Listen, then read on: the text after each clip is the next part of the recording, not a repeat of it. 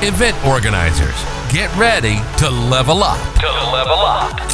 You're listening to the Event Academy Live podcast, where we elevate motivated event organizers. This podcast is brought to you by Fusion, all the event ticketing features and support you need for one low price. Check them out at getfusionsolutions.com. Now, it's time for your host, Jake Spurley. Hey there, welcome back to this week's episode of Event Academy Live.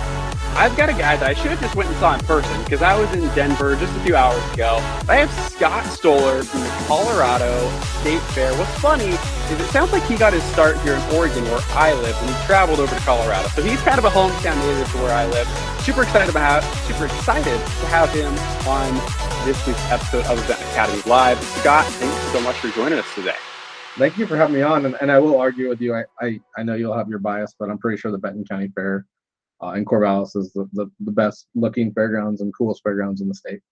So we can have that debate off camera. I mean, looks are definitely arbitrary, I guess if you will. But no, it's funny. It's when we were looking back, it's we kind of got started in relatively the same state, kind of the same fair vibe. Every region's fairs are a little bit different. They have their own vibes. And, Scott got to start down at the Benton County Fair. I got mine at the Columbia County Fair. They're about an hour and a half, 2 hours away, but very similar vibes, very similar, I would say, attendance demographics, very similar in kind of their budgets and how they operate things, fairgrounds, the whole thing. So pretty interesting to have you on the show. Super excited. Scott, for somebody that doesn't know you or doesn't know the Colorado State Fair, I guess just get them up to speed. Who I am? I'm just a guy in Colorado. No. So I started off my family here. They were concessionaires, which is an interesting thing to be in the position I am, but in a different cousin industry. They were concessionaires in a state historic park in California. They had a stagecoach and horseback riding concession, which really growing up, I got the perspective of being the vendor at a fair and also seeing a tourist town and kind of the parallels between that and fairs when we are dealing with patrons, which not always tourists. So some of them are like staycation tourists or whatnot. But my family also had an ag background in a cattle ranch, and so I had an ag tie there.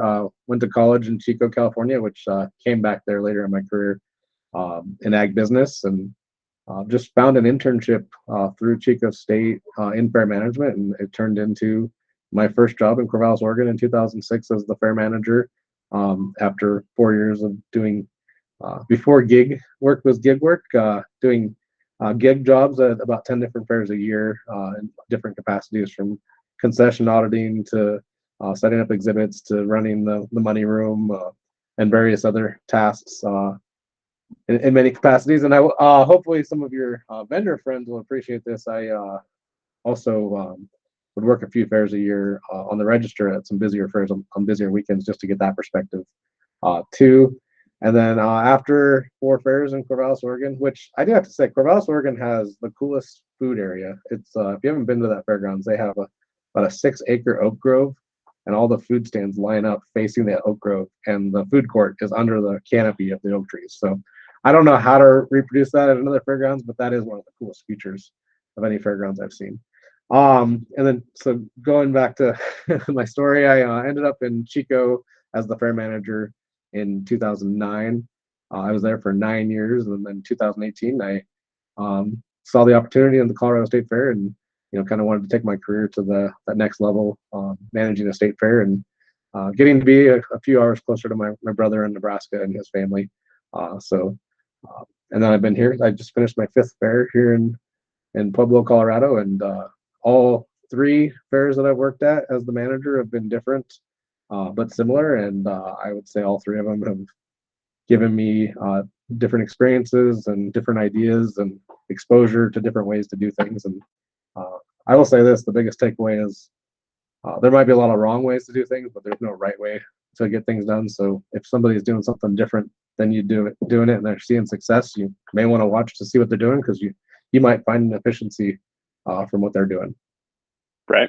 And I think it's super interesting. We both have the background coming from the concessionaire side that I think is very underrated, and that it just gives you a whole different perspective on fairs, but events in general too, right? Concessionaires are arguably some of the largest front lines to our attendees. They're the ones interacting constantly. You see event ops from a completely different perspective from the other side. With concessionaires moving in, out, line efficiencies. It's so interesting. So I'm sure that's also helped you with kind of your position now, I assume, right? And I'd say that and showing livestock, I think both those perspectives have helped me at least empathize. I'm not always gonna tilt favor towards concessionaires or livestock exhibitors, but at least I can understand their perspective on if they have concerns. And I'll say this, I can tell when they're having a good day, and I like to, go congratulate them if we just had a killer day at the fair, and the vendors are there on the slow days. It's nice after a really busy day to go share in their success, because it is a joint success. And same thing with the livestock exhibitors. There's good days and bad days, and just understanding those and trying to make things a little bit better. Not to say that that's a guarantee. At some point we're self-sufficient, and we have our own. We all have our own goals and objectives that we're trying to achieve at our event, but there's definitely a lot of common area where we can work together to make things better for both. Right. And you said something interesting earlier, Scott, that there's a bunch of wrong ways to do things, but there isn't necessarily a right way to do things. Or if maybe there is, I've been doing this for 16 years. If there's the right way, I'm doing it wrong because I don't know the right way still. But I think that's such an important thing that I need event organizers to understand. I would just filmed another podcast, I think comes out soon, and she said, who was Kim from the Del Norte County Fair in California, and she said, look, keep 80% of what you're doing, change 20, right? Incremental change, small change, 20%. And that constant change is going to keep constantly pushing the envelope of trying to find better ways to do things, mixing things up, maybe hitting the jackpot that now every fair around you is like, oh, Scott did that right at Colorado State Fair, let's try that. And it's so funny. Every fair wants to be unique and different and, the best thing since sliced bread. But yet we seem to fail to recognize that why are we reinventing the wheel? Like, if Scott's doing it right, why don't we just do what Scott's doing? Because at the end of the day, we're all individual county fairs. Yes, we might be close. Yes, you can call each other competition. But you guys all have, even with events, you guys all have your little niche market, right? There's room to take what's working well and to just copy the same thing. Like Henry Ford invented a great car. What everybody else do? They copied it. I would say I agree with that to an extent, especially on logistics and operations, on programming and facilities. We do need to have our own personalities a little bit. And I kind of think back to when I was in Corvallis, we were doing our master plan, and we were like, what do we do? What do we want our facility to be the rest of the year? Because there's the fair, and then we have our year-round rentals, and sometimes we don't look too far from home to try and find something that's working well. So we noticed the fairgrounds in Lynn County, which was 20 minutes away, had a really nice horse facility. The Polk County Fair had a really nice little RV business that they were doing with RV rallies, and we're like, let's do those. And it's like, maybe we should look a little farther away so we're not chopping our neighbors and partners, because the fair industry, we need the fairgrounds need to work together too. So it's like, maybe we should look 5 counties over to see what we should be copying. Not copying, but we don't want to.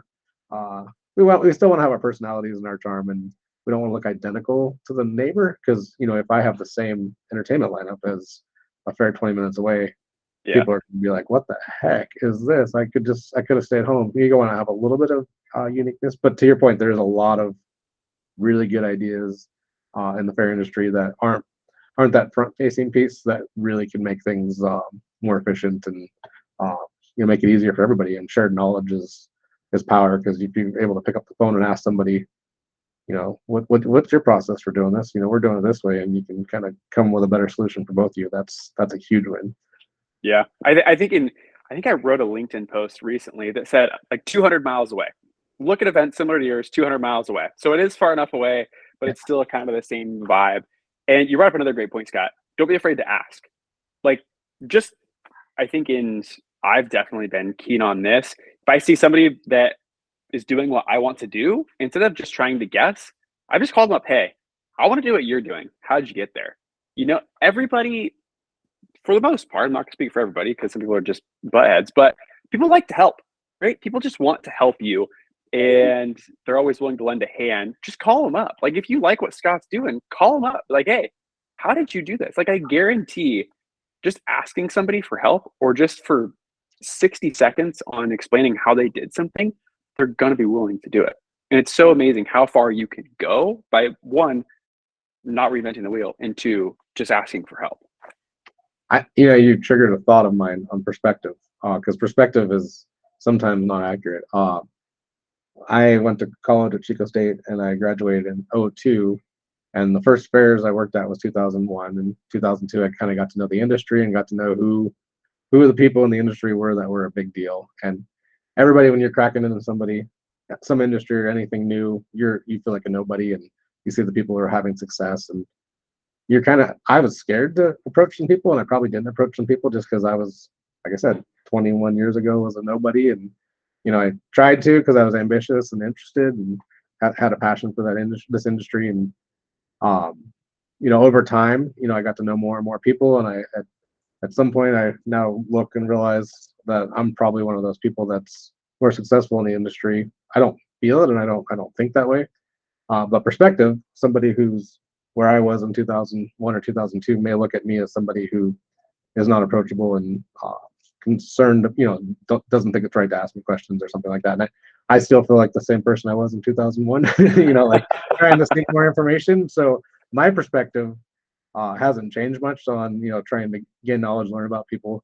But new people, people that are graduating college and 21 or 22 that have an interest for the industry may look at people like me and think that we don't have time for them, that they're not significant in the industry. And I would let them know my perspective is I was that person, and I still feel that way in some regards. So to your point, don't be scared to go over and talk to somebody and pick their brain, introduce yourself, make yourself known, and ask for information. There's a lot of different people out there that are passionate about this industry and would love to share that with other people and help bring up that next generation. Shoot your shot. The worst that they can do is A, not reply to you, or B, say no. And if they say no, who cares? Try again. If they say no to you, just in your mind, they're a jerk, and that's okay. Yeah. I mean, hey, everybody, candidly, I think I had to ask Scott like 3 times if he'd be a guest on this podcast. And persistence wears down resistance. Did you really? I will tell you this: if you did ask me multiple times, it's probably because I'm not the best at social media. I do have a LinkedIn. I do have a Facebook. I don't think I have Twitter anymore. I have a Snapchat, but I don't think I've accessed it in probably 8 years. So I don't, and on my telephone, I have none of that. Everything's on a desktop. So I log into those every now and again. So that's healthy. Yeah, I'm not that old, but I guess I wasn't when I started. It slowly happens. But email is sometimes best, I would say. Yeah. Let's switch gears a little bit, Scott. Let's talk about this year's fair. Run through the numbers. I know when I was talking to Kim at Del Norte, she broke attendance records. How did the fair go this year? Any big takeaways that maybe another event organizer could learn from? So I would say the West Coast fairs are probably a year behind us here in Colorado, and the fact that COVID restrictions kind of eased up on us in 2021. So we experienced that new again feeling last year. 2021 was our comeback year, and I will say it's good to be the state fair, because last year going into the fair, the governor's office gave us full access to the state health officials' office and the epidemiologists, and we worked through, and we had amazing plans, which a unique resource. and there's no secret, there's blue states and there's red states, and blue states were a little slower to loosen up, and we're a blue state that was a little more ambitious and returning to normal. And last year we smashed records. Our carnival revenue was up 50%. Our gate revenue, I don't know, it was the dollar wise, it was our biggest it had been. We did actually see attendance down a little bit last year because the vendors didn't have, we count all attendance. So we're 11-day fair. So our vendors, we had less vendors. The vendors we did have had less staff. Just because a couple things, labor shortage, supply chain issues. A vendor is not going to buy a space if they don't have a product to sell. So, we had the same vendors, but the guy that had 10 booths might only have 5 booths, or the guy that had 3 booths, he only had one. The person that had a 20-foot frontage dropped down to a 10-foot frontage, those type of things. So commercial space was definitely down. Our food revenue last year was up, but it wasn't up as much as it could for the same reason. We still had the same number of stands, but they didn't have the same number of registers. So our lines were just through, and I'm sure people that did events last year experienced this. They just couldn't find help. So there was lines to get in line. It was insane. And the person who actually did the best last year was the carnival, because he had switched to a complete cashless system with kiosks and a customer service window. So he was able to, and I don't want to be too greedy about this, but he was able to capture all the dollars that were there. So while food was only up like 25% last year, the carnival was up 50%, because people that wanted it had the kiosks to go to, and they were able to get through and get on their ride. Then the carnival has labor shortage issues too. I mean, they're not getting their visas, which affects the food vendors also to some extent on the bigger operations out there. And this year, staffing was better for the food vendors, and commercial vendors are back to normal. Carnival, same level. They actually improved the number of kiosks in that experience. And I'll let the folks on the West Coast know that the second year back to new is not so bad, because Carnival was up like $60,000 over last year. Last year was the first year we cracked a $2 million ride gross. So $60,000 it's not a huge shift. It's a little bit above flat. Food gross was up 15% from last year. I attribute that to 2 things. One, they had more staff to get the lines through, and food costs have gone up. So, obviously that's going to increase your gross. Our attendance was about flat, which was, we were a hair up. So coming off an exceptional year, we matched it this year and beat it a little bit, which is good. You can't, going back to 19, which you can't look at 20. 19 was a great year for us, and we kicked its butt in 21, and this year we kicked its butt again. So we can't complain. Yeah, that's awesome. And you mentioned something interesting in that the carnival went cashless, and it's funny it's another solution we have at Fusion, but it's funny. It's cool to see somebody talk about it in the real world of, hey, they had a cashless solution and it really helped, just because it does speed up lines, especially when like you said, you don't have staff. It just reduces lines. It's quicker. To be honest, carnivals have always been cashless. I don't know the last time anybody walked up to a carnival ride and gave the ride operator money. You always had to go to a window and buy coupons or a wristband. But they've definitely fully integrated to where there's automation now, to where you get, it's RFID cards and chips, and right. they've cut their costs. And now the games, which you used to walk up to a game with $1 or $5 to play the game, and now you have to have a card, which is from a vendor perspective, I think it's a good thing, because I hear stories about people quitting that have been working in the carnival for years, and as soon as you go cashless, there's a little less, I guess, side pay. I don't know the right word for that. Some of the less honest people go away in a cashless system. Right. Yeah, it's shocking. It's funny when I talk vendors with some folks too, for events that are like a flat, concessionaires or just a flat rate, like you pay $500 and you sell however much food, and they're worried about going to commission-based structure. It's like you're going to lose some vendors, and those are the dishonest vendors that you don't want at your fair or at your event, whatever it is, because they're the ones that's, they're greedy about it. They don't want to tell you the honest numbers. Or when you get an auditor in there, they get all scared. Whoa, why do we have an auditor? Because now they're all scared. Well, the honest vendors should appreciate a percentage fare, because a lot of percentage fares do have an auditor, and the person operating the stand and employing the people that are running the registers don't always have the chance to watch those folks. They have to go get supplies, they have to make sure the kitchen's going.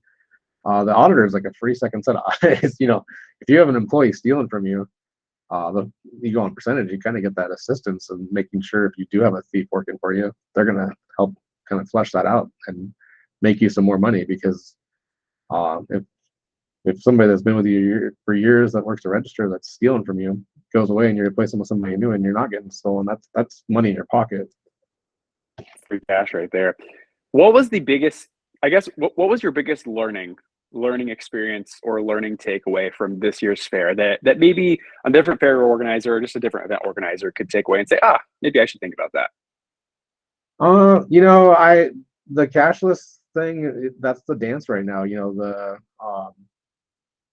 there's people that are still COVID cautious and appreciate the kind of the touchless purchasing, whether it's through mobile platforms or going to a window. And we're in a weird place. I don't know the answer because you know they have the self service like the carnival has, but you put those side by side, people are going to go to the window still. So it's you know it's where is the you know do we force people to go full cashless or not? I mean, you got to also think about the customer's perspective. If they don't like it, they're just going to vote by not showing up. So it's like that customer service level versus the convenience piece and that balance, and having both options. And how long do you have both options before they disappear? And you look at the credit card industry or the ATM industry, there's more people that don't have cash in their wallet today than before COVID. But there's still people that don't even have a PIN number for their ATM card. And you don't want to ignore a percentage. If you lose 5% of your demographic, that's a hit, and that 5% may be the one that's paying the bill for the family to come into the fair. So yeah, I don't know. I don't know the answer to the one that I'm still trying to figure that answer out. Yeah, and the carnival does work because you know there is a customer service window there for folks that are struggling with it, and they always have been cashless, so it's not a new model. It's just a new way of doing that model. They still take cash, they take credit card. They just have that interactive kiosk. But go to McDonald's, that's all cashless. Some people are freaked out and they'll get back in their car and go through the drive-thru because they just don't want to. They don't want to deal with the nobody at the counter situation. So, but they still have the drive-thru as an option. You know, it's yeah. I don't know. That's if you could tell me the answer, I'd love to know it. I think everybody would, and you know, it's something it's always going to be changing. I think you brought up a good point of cashless, which introduces new technology, and we could easily talk about new technology that's out there, different products, different things to, you know, I think I was talking with Kim at Del Norte of when you have labor shortages, what tools can you acquire to help make up for that? You know, if you're down a whole person, is there a tool that can replace or create efficiencies to kind of replace that person being gone? What, I guess, walk me through for somebody that uses zero tech, I guess, are there any specific tools or things that really make your life easier? I'd say resources on that labor shortage issue.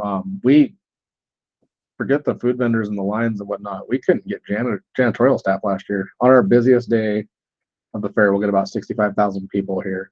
And on our busiest day, we had 2 of those days last year where we were over 65,000 people. And we had 3 women on our janitorial staff. And one of them was the head of our operations department. And we have a lot more than 3 restrooms on our fairground. And, you know, we knew that was an issue. So one thing we learned, we know it was very clear from our debrief process last year that it was an issue. So we sought out an external partner to bring in as a resource. And we used a janitorial company that does events across the country to come in. They brought in 5 leads that came in from their company, and then they hired a local crew and ran that crew. And you know, don't be scared to find resources because you know there's a little bit more cost, but going back to that customer experience, I mean, you got to spend money to make a quality experience for folks so they come back to your event and have a positive experience, and they also say positive things to their friends and family because you can't change that marketing. You know, once somebody has a negative experience, they're gonna tell everybody that it's a negative place. So that was definitely a huge lesson learned from last year.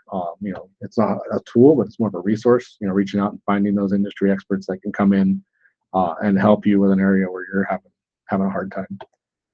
Yeah, you brought up a good point. I was kind of where we're wrapping this thing up, Scott, is you have to think about the consumer experience, right? Like when you're looking at either cuts or shifting things, like the consumer has to be the heart of every single decision. Because if it's going to negatively affect the consumer experience or it's not going to positively affect the consumer experience, why are you doing it? Why are you even considering it, right? At the end of the day, our demographic and our target customers are constantly changing. You know, the customers that we had 20 years ago are now shifting away. At the heart of every decision is this going to make my customer happy, or is it going to make their experience worse? If it's going to make their experience worse, off the table. I can't tell you how nice a clean bathroom is. I mean, seriously, I cannot tell you how nice just a clean bathroom is. And it's just those small little things, right? It's even small inconveniences like a dirty bathroom, maybe a long line, or maybe you don't have corn dogs that day. 3 small inconveniences creates a larger inconvenience and a larger poor consumer experience that taste is going to be in their mouth. They're going to say, hey, how was Colorado State Fair? Oh, well, the bathrooms were dirty. They didn't have corn dogs that day and the lines were long. Well, now that's going to, you tell one person it's going to spread to 10, then 100, and it goes down and down the line. So super interesting thought there, Scott. As we wrap this thing up, I guess, is there just anything that you wish you would have known, or just a nugget of advice that you would like to tell or educate the average event organizer on, or maybe yourself 20 years ago when you just got started? I would just say it's been a common theme, and if you ever feel like you've done everything right, it's time for you to stop because you're done. So stay curious. Keep learning, keep tweaking. Kim's point on the 80-20 rule. I mean, always look for things to improve. Be careful though; don't change 100% because you'll just bury yourself. But yeah, always be looking for that 20% you want to change each year, and make change well, because if you do bad at change, that's not good either. you want to make sure you pick the right things and really stick with them. But stay curious. I mean, that's if you're no longer curious about this industry, I don't want to tell you that it's time to move on, but it might be time to move on. But move on. Get out of here. That's good. Scott, I just want to say thank you again for joining us today. I think the average event organizer, or any event organizer, fair organizer, rodeo, it doesn't matter. If you are in events and you're running events, you have got some massive value from Scott Stoller here from the Colorado State Fair. So Scott, thank you again just for joining us today. Thank you for having me on. And like I said, stay curious. That may be my new catchphrase. Just made it up, but I'm going with it. Scott Stoller, stay curious. Thanks everybody again for listening to this week's episode of Event Academy Live. Thank you for listening to the Event Academy Live podcast. This show is powered by Fusion. Event solutions for the modern event organizer. Don't forget to like, rate, and review. We hope you enjoyed the show. Until next week, keep leveling up, fellow event organizers.